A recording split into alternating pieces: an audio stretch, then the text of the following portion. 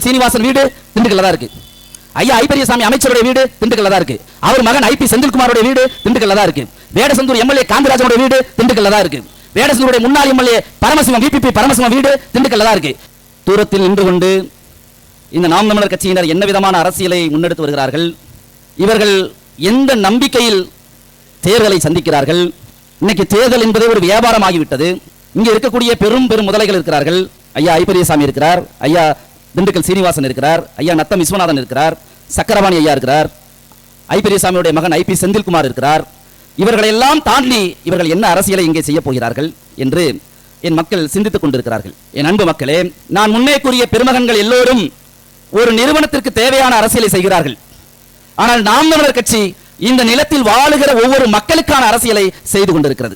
எனக்கு முன்னே பேசிய திண்டுக்கல் தொகுதியினுடைய மண்டல செயலாளர் அன்பு சகோதரர் கணேஷ்குமார் அவர்கள் நாம் தமிழர் கட்சியினுடைய வேட்பாளர்களை பற்றி சொல்லிக் கொண்டே வந்தார். ஒவ்வொரு வேட்பாளரையும் எப்படி தேர்வு செய்திருக்கிறார்கள் என்று. எந்த அரசியல் பின்புலமும் இல்லாமல் எளிய மக்களை தேர்ந்தெடுத்து அரசியல் செய்ய வைத்து மக்களிடம் கொண்டு போய் சேர்த்து மக்களின் நன்மதிப்பை பெற்று ஓட்டை பெற்று நாங்கள் இத்தனை சதவீதம் வாக்கை வாங்குகிறோம் பெற்றிருக்கிறோம் என்று சொல்லி இத்தனை ஆண்டு காலம் 10 ஆண்டு காலம் பொது தேர்தலில் தேர்தல் களத்தில் நின்று கொண்டிருக்கிற நாம் தமிழர் கட்சி இந்த சட்டமன்ற தேர்தலிலும் 2026 சட்டமன்ற தேர்தலிலும் தேர்தலை சந்திக்கிறது, வேட்பாளர்களை அறிவித்துள்ளது. 4 ஆண்டுகள் 2021 இருந்து 2025 4 ஆண்டுகள் முடிஞ்சிருச்சு. 26 5 ஆண்டு முடிய போகுது. இப்ப ஜனவரிக்கு பின்னாடி தான் இந்த சட்டமன்ற தொகுதியினுடைய சட்டமன்ற உறுப்பினர் மதிப்பிற்குரிய ஐயா மூத்தவர் திண்டுக்கல் சீனிவாசன் அவர்கள் செய்தியாளர்களை சந்திக்கிறார், மக்களை சந்திக்கிறார், அங்கன்வாடி பணியாளர்கள் போராடினால் இரவில் போய் சந்திக்கிறார், ஓடி ஓடி பார்க்கிறார். எதற்கு எதற்கு தேர்தல் வந்துவிட்டது, நான் தான் உங்கள் தொகுதியுடைய எம்எல்ஏ, அடுத்த சட்டமன்ற தேர்தலையும் நான் தான் உங்களிடத்தில் போட்டி போட போகிறேன், அதிமுக சார்பில் நான் தான் நிற்கிறேன், நான் இத்தனை ஆண்டு காலம் மறைந்திருந்தேன், இப்பொழுது வெளிகொண்டு தாக்கப் போகிறேன். யார? ஐபெரியசாமியவா? யார? ஐயா திண்டுக்கல் சீனிவாசன் பத்திரிகையாளர் சந்திப்பாரு.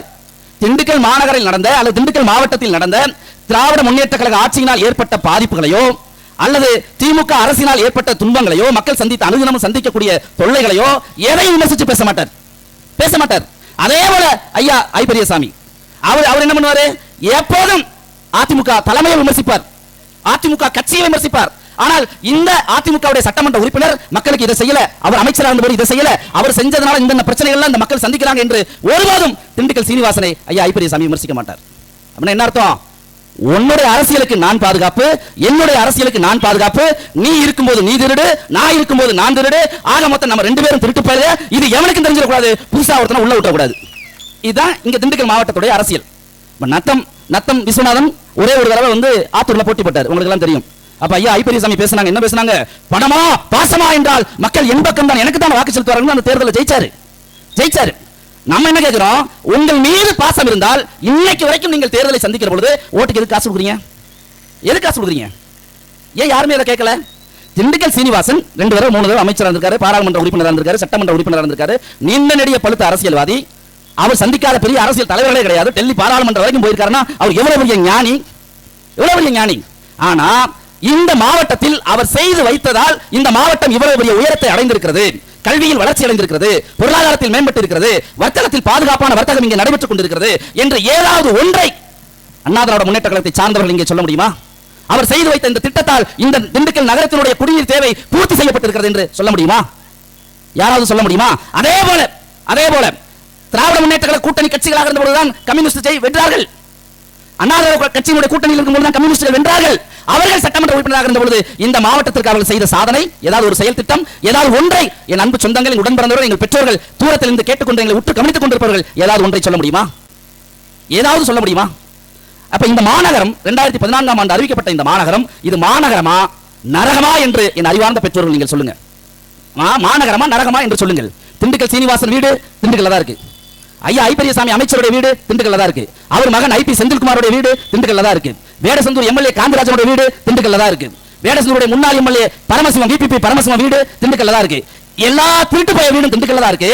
ஆனா இந்த நகரம் எப்படி, மாநகரம் எப்படி இருக்கு பாரு. ஏன் யாருமே சிந்திக்கல? அவர்கள் குடியிருக்கக்கூடிய அந்த ஆரம் காலனி பகுதி மட்டும் நல்ல சாலை இருக்கும், நல்ல குடிநீர் இருக்கும், தேவையான அடிப்படை வசதிகள் எல்லாமே இருக்கும். ஆனால் சாதாரண மக்கள், எளிய மக்கள், நம்மை போன்றவர்கள் வாழுகிற பகுதி எப்படி சுடுகாடாக இருக்கிறது என்று என் அறிவார்ந்த பெற்றோர்கள் சிந்தித்து பாருங்கள். அப்ப என்ன அர்த்தம்? இவர்கள் இங்கே வாழுகிற மக்களுக்கானவர்கள் அல்ல, இவர்கள் வர்த்தகம் செய்ய, இவர்கள் திருட, இவர்கள் கொள்ளையடிக்க, இயற்கை வளங்களை சூறையாட இந்த அரசியலை தங்களுடைய பதவிகளை பயன்படுத்திக் கொண்டிருக்கிறார்கள் என்பதுதான் சத்தியமான உண்மை. அன்பு சொந்தங்களே, சத்தியமான உண்மை. இந்த நிலத்திலே இப்போது நடந்து கொண்டிருக்கிறது இவர்கள் செய்கிற வியாபார அரசியலுக்கும், திருட்டு அரசியலுக்கும், கொள்ளை அரசியலுக்கும் ஒரு உண்மையான நேர்மையான மக்கள் அரசியலுக்குமான போர். அதைத்தான் நாம் தமிழர் கட்சி பிரகடனப்படுத்துகிறது. அதைத்தான் பிரகடனப்படுத்துகிறது. திண்டுக்கல் மாவட்டம் என்றால் நீங்கள் சற்று கண்ணை மூடிக்கொண்டு கற்பனை பண்ணி பாருங்கள் அன்பு சொந்தங்களே. மேற்கு பகுதியில் பார்த்தாலும் மலை, தெற்கே பார்த்தாலும் மலை, கிழக்கு பகுதியில் பார்த்தாலும் மலை, இப்படியே வடக்கு இந்த பகுதி முழுக்க அப்படி போனா ஒரு மலைகளால் சூழப்பட்ட ஒரு மாவட்டம், மேற்கு தொடர்ச்சி மலை குன்றுகளால் சூழப்பட்ட ஒரு மாவட்டம். கடந்த 15-20 ஆண்டுகளில் மட்டும் எத்தனை மலை குன்றுகள் அடித்து நொறுக்கப்பட்டிருக்கிறது என்று யாராவது சொல்ல முடியுமா? சான்று சொல்ல முடியுமா? யாரு? ரெட்டியாசத்திரம் பகுதி முழுக்க இருக்கக்கூடிய கல்குவாரி யாருடையது? ஐயா சீனிவாசனுடையது. அங்க யாரு எம்எல்ஏ? ஐயா ஐ பெரியசாமி. அதே போல மேற்கு தொடர்ச்சி மலைப்பகுதி போல இந்த குன்றுகள் பக்கத்தில் பன்றிமலை, ஆடலூர், தரமத்துப்பட்டி இந்த பகுதியில் கூடிய மலை குன்றுகளை அடித்து நொறுக்குவது யார்? ஐயா ஐ பெரியசாமி. இந்த பக்கம் நத்தம் ஒட்டி இருக்கக்கூடிய எல்லா மலை குன்றுகளின் கரந்த மலை எல்லா மலையை அடிச்சு நொறுக்கிறது யாரு? ஐயா நத்தம் விஸ்வநாதன். இவர்களுக்கு தெரியாமல் திண்டுக்கல் மாவட்டத்தில் ஒரு கைபிடி மண்ணை கூட எடுக்க முடியாது. அதுல பெரியவில்லை ஐயா அரசக்கரபாணி, பெரியவில்லை. இந்த அஞ்சு பெரும் பூதங்கள் அதுல சிரிச்சுக்கிட்டே ஊசி போடுவாங்கல்ல மருத்துவர் விபிபி பரமசிவம். அவர் எல்லார்ட்டையும் சிரிச்சுக்கிட்டே தான் இருப்பாப்ல. சிரிச்சுக்கிட்டே விஷத்தை ஏத்தி மக்களை மழுங்கடிச்சு ஓட்ட வாங்கிட்டு ஜெயிச்சுட்டு போறது எதையும் செய்யறதில்லை. இயற்கை எழில் சூழ்ந்த இந்த மாவட்டம் இன்று வரை குடிநீர் பற்றாக்குறையால் இருக்கிறதா இல்லையா? இந்த மாநகரத்தினுடைய குடிநீர் தேவையை தீர்ப்பதற்கு 3 முறை அமைச்சராக இருந்த ஐ பெரியசாமி, 3 முறை அமைச்சராக இருந்த திண்டுக்கல் சீனிவாசன், 2 முறை அமைச்சராக இருந்த நத்தம் விஸ்வநாதன் செய்த விலை என்ன செஞ்சிருக்காங்க? என்ன சொல்லுவார் ஐயா ஐபி? நான் தான் காவிரி கூட்டு குடிநீர் திட்டத்தை கொண்டு வந்தேன், அங்கிருந்து உனக்கு குடிக்க தண்ணி வருதுன்னு சொல்லுவார். எனக்கு அது தேவையில்லைங்கிறேன். என் நிலத்தினுடைய நீர்வளம் எங்க? என் நிலத்தினுடைய நீர்வளம் எங்க? அதை சூறையாடன அயோக்கிய பையன், கொள்ளக்காரன் யாரு, திருட்டு பையன் யாரு? அதற்கு யார் பதில் சொல்லுவா? நீ என்னென்னமோ செய்யற. இந்த நிலத்தினுடைய நீர்வளம் எங்க? இந்த நிலத்தினுடைய குடிநீர் தேவை பூர்த்தி செய்யப்பட்டிருக்கிறதா? மக்களுடைய அன்றாட குடிநீர் தேவைகள் இங்கு நிறைவு செய்யப்படுகிறதா? நீ மாநகராட்சி நிர்வாகத்தால் விநியோகிக்கப்படுகிற நீரை நான் குடிக்கிறேனா? 10 நாளைக்கு ஒரு 3 நாளைக்கு ஒரு 5 நாளைக்கு ஒரு வருகிற தண்ணீரை நான் குடிக்கிறேனா அல்லது விலைக்கு வாங்கி குடிக்கிறேனா? தண்ணீர் நான் விலைக்கு வாங்கி தான் குடித்துக் கொண்டிருக்கிறேன். அப்ப என்ன, இத்தனை வருஷம் நீங்க எம்எல்ஏவா இருந்து அமைச்சரா இருந்து என்னையா புடுங்குனீங்க? என்ன புடுங்குனீங்க?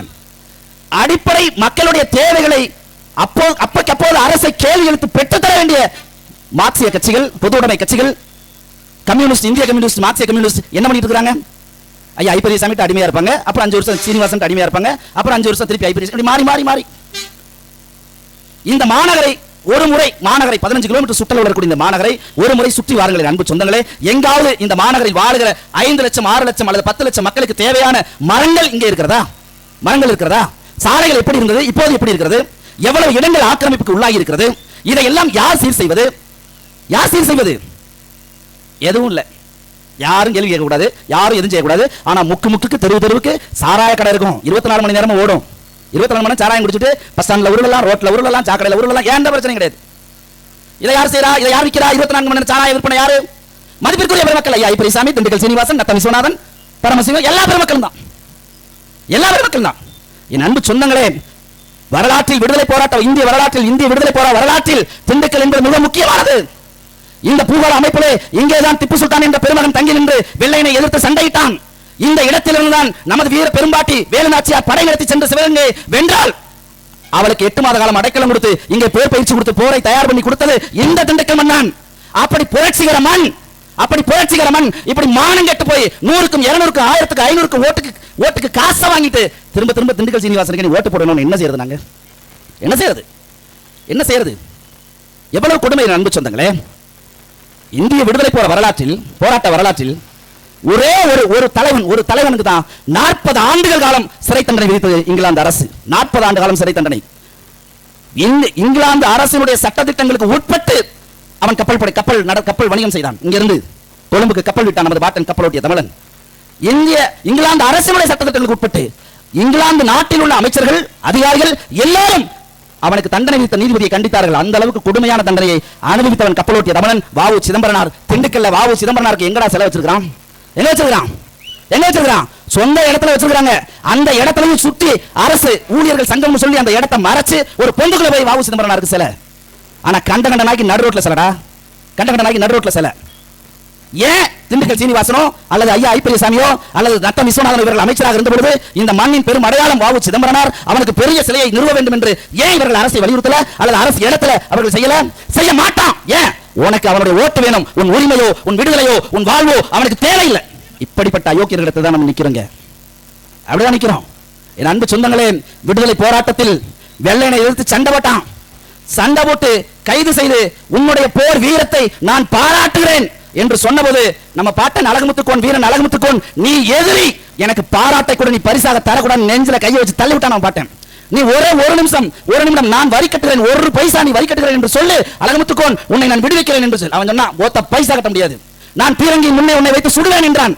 கைகளை கட்டிக்கொண்டு சுட்டு தள்ளு, உன் பீரங்கி குண்டுகள் எங்களின் வெள்ளாட்டு புழுக்கைக்கு சமம் என்று நெஞ்சை நிமித்து ஆண்டு செத்தண்டா 240 பேரோட நமது பாட்டன் வீரன் அழகுமுத்துக்கோன். அவனுக்கு எங்கடா சிலை? எங்கடா சிலை? இவங்க ஏன்டா அதை செய்யல? ஏன் யாருமே கேட்கல? இப்படிப்பட்ட கேடுகட்ட மக்களிடத்தில் தான் நாம் சிக்கிக் கொண்டிருக்கிறோம். அன்பு சொந்தங்களே, திராவிடம் எப்போதும் கருணாநிதியை புகழ்ந்து பேசும் திருடரை, அம்மையார் ஜெயலலிதாவை புகழ்ந்து பேசும் ஒரு கொள்ளையரை அவர்களை புகழ்ந்து பேசிக் கொண்டிருப்பார்கள். ஆனால் உண்மையில் நம் இனத்தினுடைய விடுதலைக்காக போராடிய நம் முன்னவர்களை மூழ்கடித்து மறக்கடிக்க செய்வார்கள். இந்த அரசியலை புரிந்து கொள்ள வேண்டும். இந்த மாநகரமாக கட்டமைக்கப்பட வேண்டும் என்றால் நீங்கள் வாக்களிக்க வேண்டிய சின்னம் விவசாய சின்னம். இந்திய அரசு ஒதுக்கிய ஸ்மார்ட் சிட்டி என்ற திட்டத்தில் ஒதுக்கப்பட்டது இந்த திண்டுக்கல் மாநகரம். ஸ்மார்ட் சிட்டி அந்த திட்டத்தில் ஒதுக்கப்பட்ட இந்த திண்டுக்கல் மாநகரம் என்ன வளர்ச்சியை கண்டிருக்கிறது? சாலைகள் சரியாக இருக்கிறதா? போக்குவரத்து சரியாக இருக்கிறதா? குடிநீர் தேவை பூர்த்தி அடைய இருக்கிறதா? மின் இணைப்பு சரியாக இருக்கிறதா? பசுமையான மரங்கள் இருக்கிறதா? குப்பை நிர்வாகம், குப்பை மேலாண்மை சரியாக இருக்கிறதா? திடக்கல்வி மேலாண்மை சரியாக இருக்கிறதா? கழிவுநீர் மேலாண்மை சரியாக இருக்கிறதா? ஏதும் இல்லை. இது எல்லாத்தையும் சரி செய்யணும்னா எங்க அண்ணன் திண்டுக்கல் சட்டமன்ற தொகுதியில ஒரு பொறியாளரை எங்கள் அண்ணன் சட்டமன்ற தொகுதியுடைய வேட்பாளராக இந்த காலத்தில் நிறுத்தியிருக்கிறார். இன்னைக்கு அறிவியல் எங்கெங்கோ வளர்ந்துருச்சு, இன்டர்நெட் ஆஃப் திங்ஸ் அப்படின்னு வந்துருச்சு, IoT சொல்றோம், இன்டர்நெட் ஆஃப் திங்ஸ். நீ போய் எந்த கம்ப்ளைண்ட் கொடுக்க தேவையில்ல, சாலை ஓரத்தில் மின் விளக்கு எரியல, மின்சாரம் தடைபெற்றுச்சு, நீ யாருக்கும் அலைபேசியில் அடிச்சு சொல்ல வேண்டிய தேவையில்லை. வித்தின் a செகண்ட் மின்சாரம் அணைந்த அடுத்த ஒரு நொடியில் மின் பணியாளர்கள் உடனடியாக வந்து அதை சரி செய்வார்கள். யாரும் சொல்ல தேவையில்லை. அந்த அளவுக்கு இன்னைக்கு IoTங்கிற டெக்னாலஜி வந்துருச்சு. எங்கேயாவது சாலையில நிறுத்தம் அதிகமா இருக்கா, சாலையில போக்குவரத்து பாதிக்கப்பட்டிருக்கிறதா, உடனடியாக காவல்துறை அங்க வந்து சரி செய்வாங்க. சிக்னல் போயிடும், உடனடியாக காவல்துறைக்கு உடனடியாக வந்து சாலையை சரி செய்து அனுப்புவாங்க. கழிவுநீர் ஓடையை சீர் செய்து கழிவுநீரை சுத்திகரித்து நகர் முழுக்க மரங்களை நட்டு வளர்த்து அந்த சுத்திகரிக்கப்பட்ட நீரை கொண்டு பாய்ச்சி அந்த மரங்களை வளர்த்து பசுமை மாநகரமாக மாற்றுகிற கனவு திட்டத்தை உங்கள் பிள்ளைகள் நாங்கள் வைத்திருக்கிறோம். அன்பு சொந்தங்களே, ஸ்மார்ட் சிட்டினா அப்படியே மாடர்ன் நகரம், மாடர்ன் மாநகரம் அப்படின்னா அப்படியே சாலை பெருசா இருக்கிறதுல மொட்டையா ஒண்ணுமே இல்லாம சுடுகாடா இருக்கிறது மாடர்ன் நகரம் அல்ல. அதல்ல, மரங்களை வளர்த்து பசுமை நகரமாக இங்கே வாழ்கிற எல்லா உயிர்களுக்கும் தேவையான உயிர்வழி காற்று ஆக்சிஜனை சமமாக சரியாக கொடுக்கணும். இந்த வாகனங்கள், நாம பயன்படுத்தக்கூடிய வாகனங்கள், இருசக்கர வாகனங்கள், 4 சக்கர வாகனங்கள், கனரக வாகனங்கள் எல்லாம் வெளியிடக்கூடிய நச்சு காற்றை சுவாசித்து விட்டு நமக்கு உயிர் காற்று ஆக்சிஜனை வெளியிடக்கூடிய மரங்களை எல்லா பகுதிகளையும் நட்டு வளர்க்கணும். அதுக்கு ஒரு நல்ல சிந்தனை உள்ள ஒரு தலைவன் இந்த நிலத்துக்கு தேவை. அப்படி ஒரு தலைவனை தேர்ந்தெடுத்து தான், ஒரு தலைவியை தேர்ந்தெடுத்து தான் எங்கள் அண்ணன் செந்தமலன் சீமான் நாம் தமிழர் கட்சியுடைய வேட்பாளராக இங்க நிறுத்தியிருக்கிறார். நீ பாக்குற மாதிரி நாம் தமிழர் கட்சி எங்க அக்கா, என்னுடைய அன்பு சகோதரி முத்தரசி அவர்கள் சட்டமன்ற உறுப்பினராக தேர்ந்தெடுக்கப்பட்டு விட்டால் அது படையினால் அதை நாங்கள் செய்வோம். எங்க கனவே அதுதான். இந்த நகர் முழுக்க பசுமை மாநகராக நாங்கள் மாற்றுவோம். கழிவுநீர் ஓடைகளை சீர் செய்வோம், சத்தியமாக சீர் செய்வோம். 1000 திட்டங்களை, கனவுகளை நாங்கள் வைத்திருக்கிறோம். கையில காசுதால, ஆனா மூல நிறைய இருக்கு, கனவு நிறைய இருக்கு. இந்த மாநகரை இந்திய நாட்டினுடைய முன்னோடி மாநகரமாக, உலக நாடுகள் எல்லாம் போற்றக்கூடிய ஒரு மாநகராக மாற்ற வேண்டும் என்பதற்காக தான் உங்கள் பிள்ளைகள் பல போராட்டங்களை நாங்கள் முன்னெடுத்துட்டு இருக்கிறோம். அதுல ஒரு போராட்டம் தான் முருகபவனம் குப்பை கிடங்கு போராட்டம். நீ போய் பாரு, இந்த பக்கம் மலைக்கோட்டை, இந்த பக்கம் குப்பை மலைக்கோட்டை. என்ன காரணம்? இந்த திராவிட குப்பைகள்ட்ட திரும்ப நீ வாக்கை கொடுத்து அதிகாரத்தை கொடுத்து ஆள வைத்ததனுடைய விளைவு ஒரு செயற்கை மலைக்கோட்டையை உருவாக்கிட்டாங்க. இப்ப நம்ம என்ன செய்யணும்? இவங்க எல்லாத்தையும் கொண்டு போய் அந்த குப்பையில போட்டு மூடி எரிச்சு நசுக்கிட்டு நம்ம புதுசா ஒண்ண கட்டமைக்கணும். அந்த வேலையை தான் உங்க பிள்ளைங்க செய்யறோம். என் அன்பு சொந்தங்களே, எங்கள் உடன் பிறந்தவர்களே, இவர்கள் செய்கிற வர்த்தக அரசியலில் இவர்களுக்குள் போட்டி. நீ ஹாட் பாஸ் கொடுக்குறியா, நான் பட்டுச்சேலை கொடுக்குறேன். நீ அண்டா கொடுக்குறியா, நான் அதை கொடுக்குறேன். நீ இதை கொடுக்குறியா, நான் இப்படி கொடுக்குறேன். அப்படி இவர்களுக்குள் போட்டி. எங்களுக்கு எந்த போட்டியும் கிடையாது. என் அன்பு சொந்தங்களே, நாங்கள் உண்மையை சொல்கிறோம், நேர்மையை சொல்கிறோம். இந்த நகரினுடைய மாநகரில் வாழ்கிற மக்களுடைய அடிப்படை வாழ்வாதாரத்தை மேம்படுத்துவதற்கான பல செயல் திட்டங்களை வைத்து உங்களிடத்தில் ஒரு மாற்று அரசியலை செய்து வருகிறோம். இதுதான் புரட்சி, எளிய மக்களின் அரசியல் புரட்சி. இந்த எளிய மக்களின் அரசியல் புரட்சிக்கு நீங்கள் துணை நின்று வாக்கு செலுத்தி நீங்கள் ஒரு நல்ல மாற்றத்தை உருவாக்க வேண்டும் என்று கேட்டுக்கொண்டு விடைபெறுகிறோம். முறை செய்து வாழும் மன்னன் மக்களுக்கு இறை என்று வைக்கப்படும். அப்படிதான் நமது பாட்டன் வாவு சிதம்பரனார், அப்படிதான் நமது பாட்டன் அழகுமுத்துக்கோன், அப்படிதான் நமது முன்னவர்கள் சுந்தரலிங்கனார், புலித்தேவன், இப்படி பல முன்னவர்கள் நமக்காக வாழ்ந்து இறந்திருக்கிறார்கள். என் அன்பு சொந்தங்களே, அப்படி முறை செய்தும் வாழும் மன்னர்களுடைய வரலாற்றை, வாழ்வை படித்த உங்கள் பிள்ளைகள் எப்படி ஆட்சி செய்வோம் என்று சிந்தித்து பார்த்து வாக்கு செலுத்துங்கள். இது மாற்றத்திற்கான எளிய மக்களின் அரசியல் புரட்சி. நாம் தமிழர்.